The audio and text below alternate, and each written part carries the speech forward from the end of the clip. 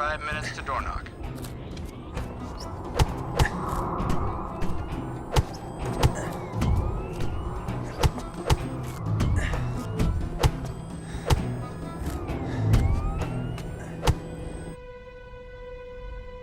What the hell is that?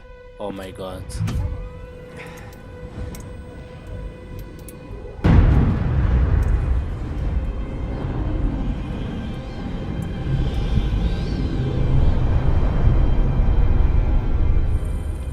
Yeah, what the hell is that? It's a sandstorm. That's a long way off, Ethan. Shouldn't be a problem.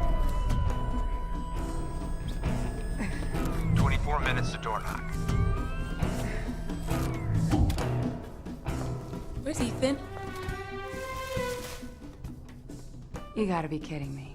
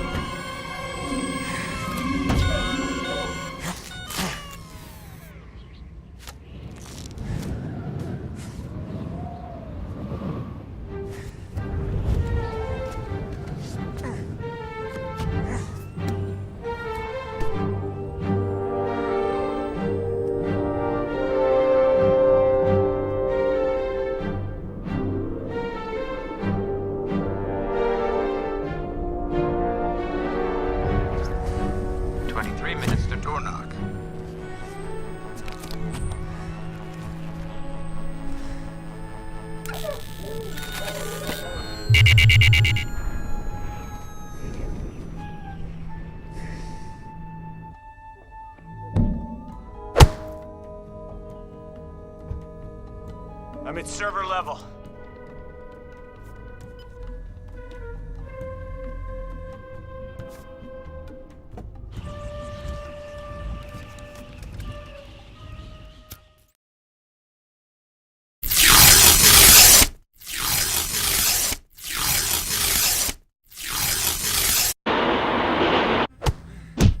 The countdown is not helping.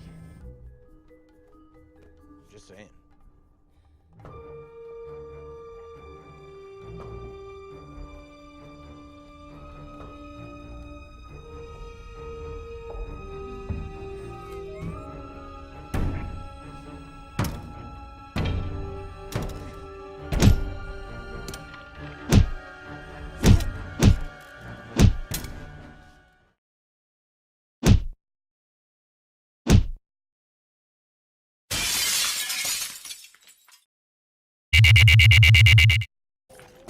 I'm in.